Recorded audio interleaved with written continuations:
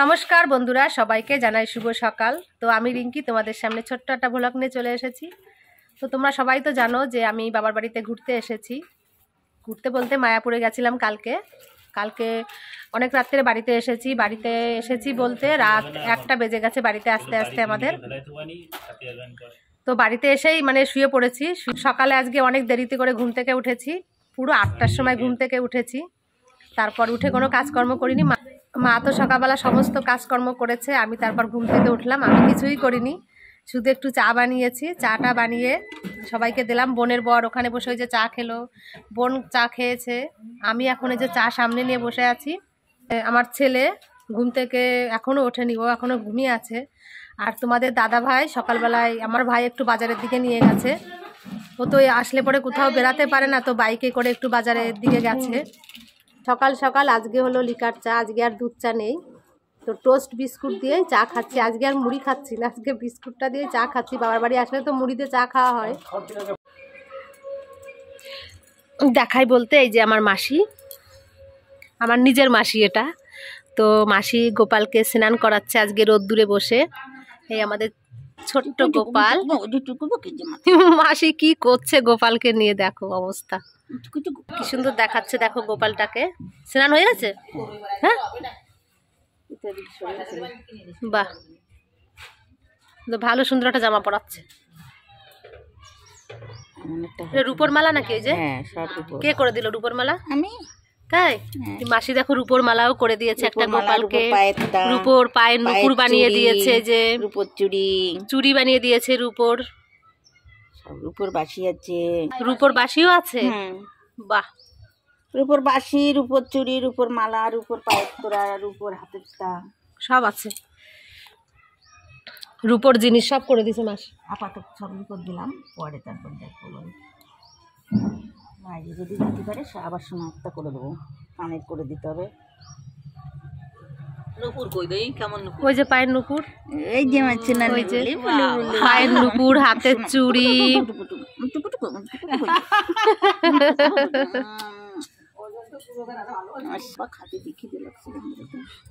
খিদে পেয়ে যাচ্ছে আমার টুকু টুকু। পন্স? হ্যাঁ। ও পন্স মুখে মাখাবে? হ্যাঁ। বাহ, ছোট্ট ছোট্ট সে পঞ্চ মাখিয়ে দিচ্ছে মাসি এখন। এই যে সোনা পাখি, একটু পঞ্চ মাখিয়ে দিয়ে কাজল দিয়ে দিতে হবে। কাজল আছে আমার পাখির। চলে এসেছি রান্নাঘরে, আমাদের কাঠের জালে রান্না বান্না করা হচ্ছে এখানে।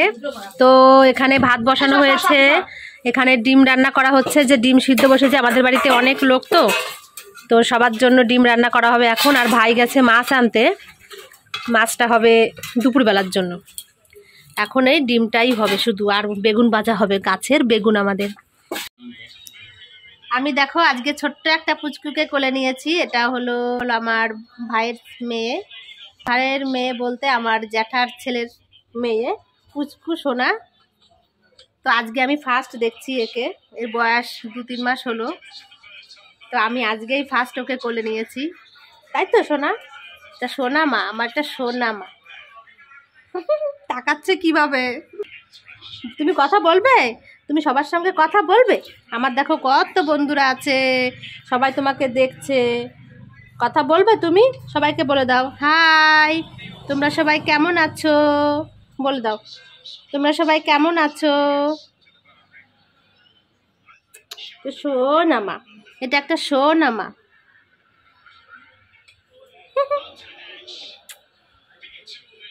আমার সোনা মাটা ঘুমিয়ে পড়েছে আমার কোলের পরে। কিন্তু আমি তাই ভাবছি এখন যে এত শান্তির একটা জীবন এই বয়সে পেরিয়ে যাচ্ছে। আমাদেরও তো ঠিক একসময় এরকম শান্তির জীবন ছিল, তাই মনে পড়ছে খুব ওকে দেখে। কোনো জ্বালা যন্ত্রণা কিচ্ছু নেই, চুপচাপ করে ঘুমিয়ে আছে আমার সোনা। হ্যাঁ, তোমাদের দাদাভাই এই যে বাজার থেকে বাড়িতে চলে আসছে, আর এখন ভাত খাবে। তো ছাদের পরে বসে তোমাদের দাদাভাই খাচ্ছে। তোমাদের দাদাভাইকে খেতে দিলাম, এখন আমি খাবো। তো সকাল থেকে খাইনি, চা খেয়েছি আর বিস্কুট খেলাম, এখন এই ভাত খাবো। তোমাদের দাদা ভাই তো ছাদের পরে বসে ভাত খাচ্ছে, আর আমরা সবাই এখন রোদ্দুরে বসে ভাত খাবো। এখানে ভালো রোদ আছে। শীতকালে তো আমাদের গ্রামে তো এরকমই হয়, সবাই আমরা রোদ্দুরে বসে ভাত খাই। কিন্তু এখন তো আর আমার হয় না, এখন তো আমি অন্য জায়গা থাকি, তো আর কি বলবো। আমরা এই খাওয়া দাওয়া করলাম, এখন খেয়ে দিয়ে মাঠের দিকে যাচ্ছি একটু। মাসি বলছে যে চল একটু মাঠের দিক দিয়ে ঘুরে আসি, অনেকদিন যায় না, তো সেজন্যই যাচ্ছি আর কি। একটু মাঠে যাচ্ছি, যাবি অর্ণব? যাস তো, আয়। আমরা এখন এই যে মাঠের দিকে বেরিয়ে পড়লাম, তো মাসি রাস্তা দিয়ে গান করতে করতে যাচ্ছে, গোবিন্দের গান।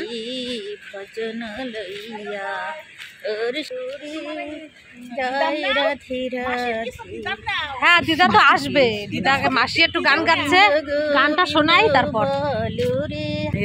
আর এই যে হলো আমার দিদা বুড়ি, তো দিদা বুড়িও যাচ্ছে মাঠে এখন। আমরা সবাই মিলে একটু মাঠে ঘুরতে যাচ্ছি, অনেকদিন তো যাই না মাঠে, তো যেতে ইচ্ছা করছে, সবাই মিলে একসঙ্গে যাচ্ছি আর কি। বোনকে আসতে বললাম, বোন আসবে না, ছেলেকে বললাম, ছেলেও আসবে না, তো আমরা তিনজন যাচ্ছি।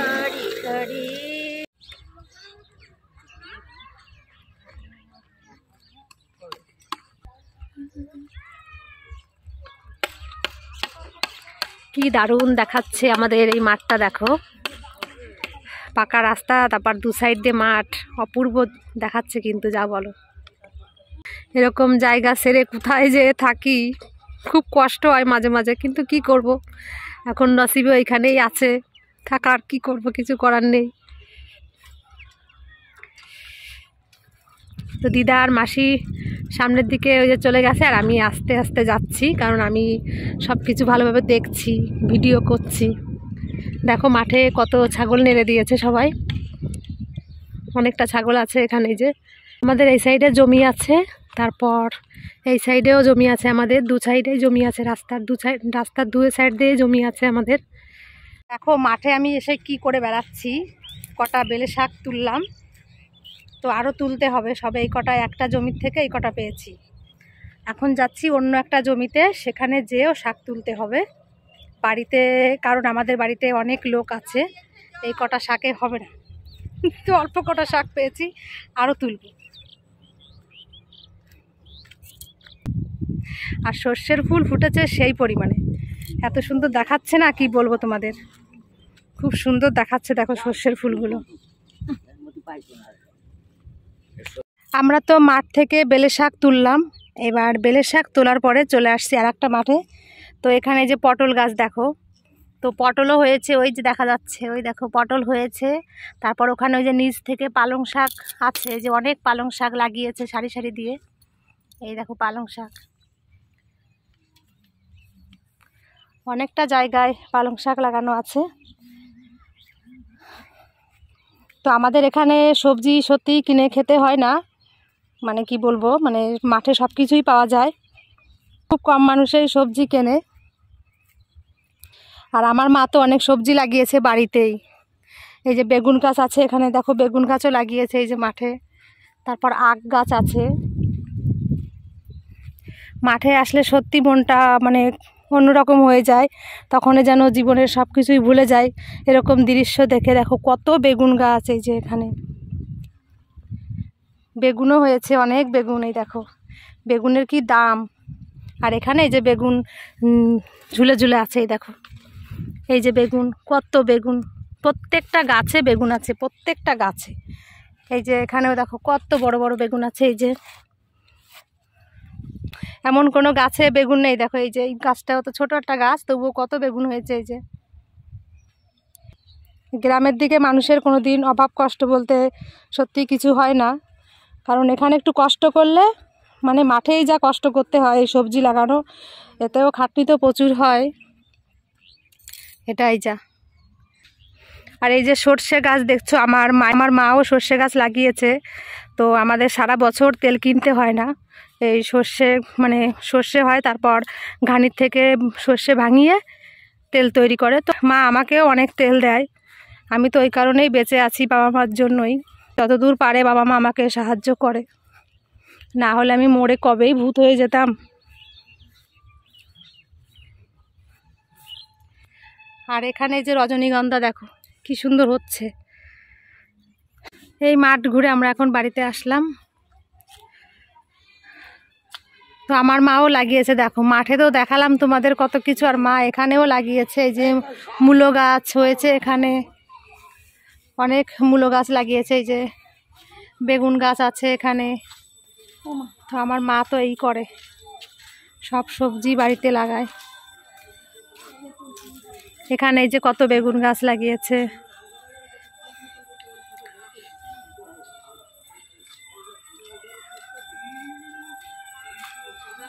মাঠের থেকে বাড়িতে এসে দেখি তোমাদের দাদা ভাইয়ের কি অবস্থা। তোমাদের দাদা ভাইয়ের কাছে আসতেই দাদা ভাই বলছে আমার শরীরটা খুব খারাপ লাগছে, পেট পুরো ফুলে গেছে, প্রচণ্ড পরিমাণে গ্যাস হয়ে গেছে এখন। মানে কি বলবো তোমাদের, মানে এত কষ্ট পাচ্ছে। তারপর আমি কি করব, তাড়াতাড়ি যে সর্ষের তেল নিয়ে আসলাম ঘর থেকে। তো সর্ষের তেল নিয়ে এসে এখন পেটে ডলে দিচ্ছি। মানে পেট তো ফুলেছেই, তারপর পা হাত পা তো এখন হাত বেশি ফোলেনি, পাটা প্রচণ্ড পরিমাণে ফুলেছে, আর পেটে ব্যথাও প্রচুর পরিমাণে হচ্ছে এখন। তো আমি এখন ভালো করে তেল দিয়ে পেটে মালিশ করে দিচ্ছি, যাতে পেটের গ্যাসটা কমে যায়। তোমরা দেখো, তোমরা দেখলেই বুঝতে পারবে যে পেটের অবস্থাটা কি পরিমাণে বেড়েছে, মানে পেট প্রচুর পরিমাণে ফুলেছে।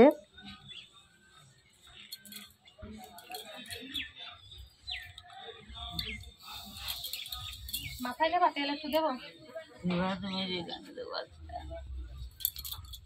যদি উঠো একটু মাথায় দিয়ে দিই, উঠতে হবে, তুলে দিতে হবে। বাবা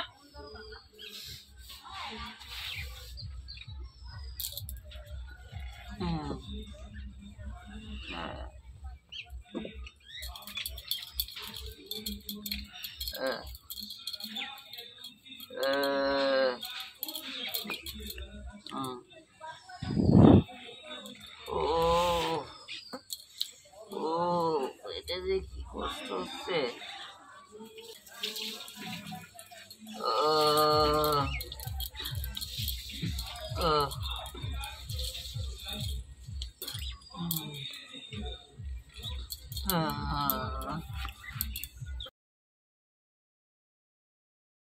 আজকে শরীরটা তোমাদের দাদা ভাইয়ের খুব খারাপ হয়েছে, খুব।